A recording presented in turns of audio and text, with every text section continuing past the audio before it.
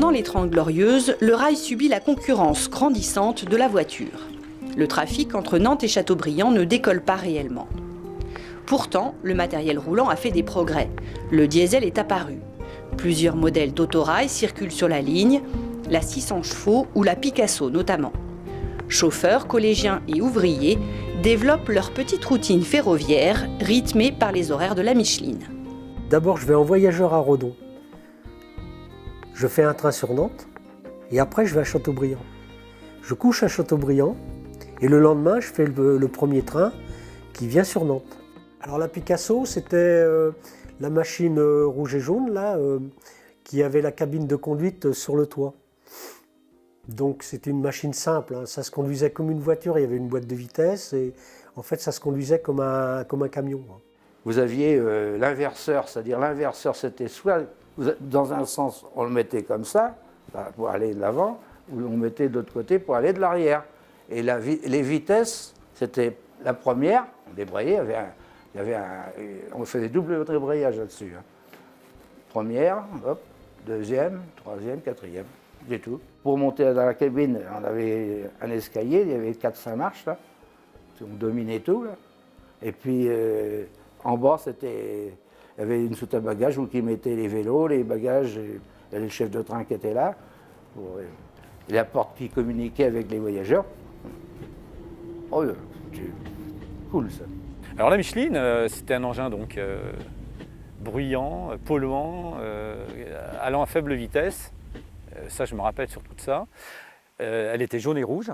Oui, elle était jaune et rouge. Alors la place idéale, en fait, c'était de se mettre devant parce que comme le conducteur, il était sur le toit, dans une espèce de cabine improbable là, en demi-cercle là, et pour qu'il voit mieux. Enfin, et nous, la meilleure place était devant, parce qu'on avait vraiment l'impression que c'était au moment du collège, c'est nous qui pilotions la Micheline, quoi. On est en tête de train, on est le responsable du train. Personne ne nous embête, on n'a pas de, si tout va bien, on n'a pas de chef qui nous surveille. Quand même, le paysage était joli, on passait dans la campagne, donc la vitesse n'était pas élevée. Donc on avait le temps de voir ce qui était autour de nous. Et puis bon, c'était quand même relax un petit peu cette ligne. C'était pas de la grande vitesse.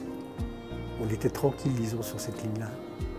Alors le matin, on faisait avec une 600 chevaux au départ de Châteaubriand, avec 2 remorques, parce qu'il y avait du monde quand même à monter. Hein.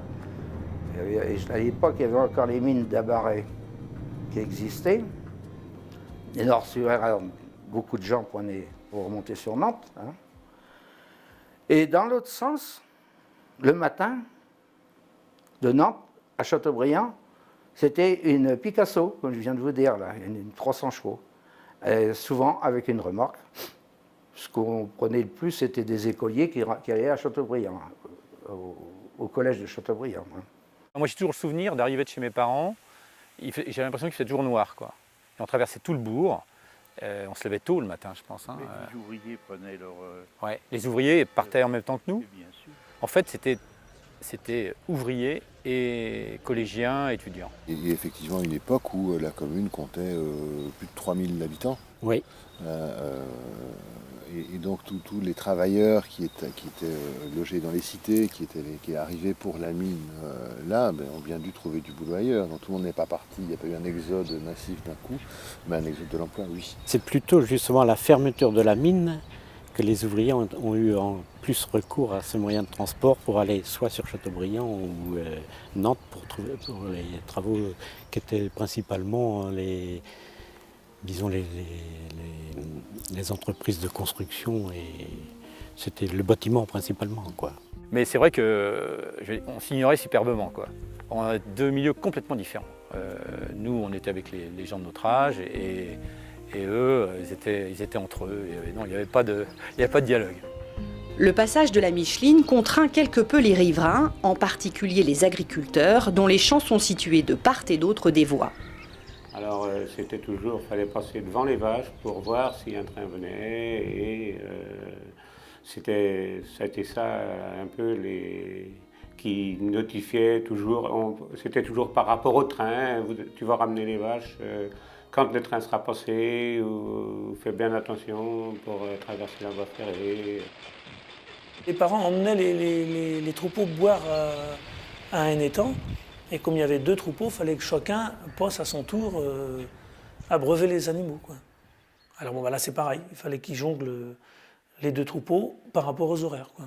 On connaissait les horaires, c'était le matin, midi et soir. Mais entre-temps, quand même, il y avait le train de marchandises.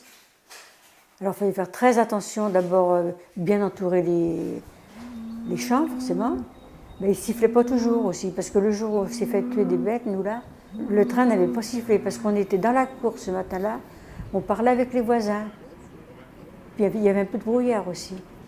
Puis bon, on parlait, on a laissé les bêtes s'échapper, on n'a même pas été devant, parce que souvent on allait devant quand même. Le train, quand il a vu les premières bêtes, c'est là qu'il a freiné, mais il sifflait, mais les bêtes n'ont pas entendu ça.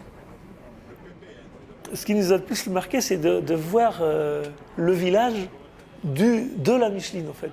Parce que c'est comme ça qu'on voit, c'est comme ça que les gens nous voient d'en haut. C'est autant ça qui nous a, enfin moi personnellement. Hein, et puis d'aller à Nantes et de voir des lieux qu'on a l'habitude de voir, mais d'Héroï, de la Micheline, ça faisait pas du tout pareil. Ça faisait pas du tout pareil.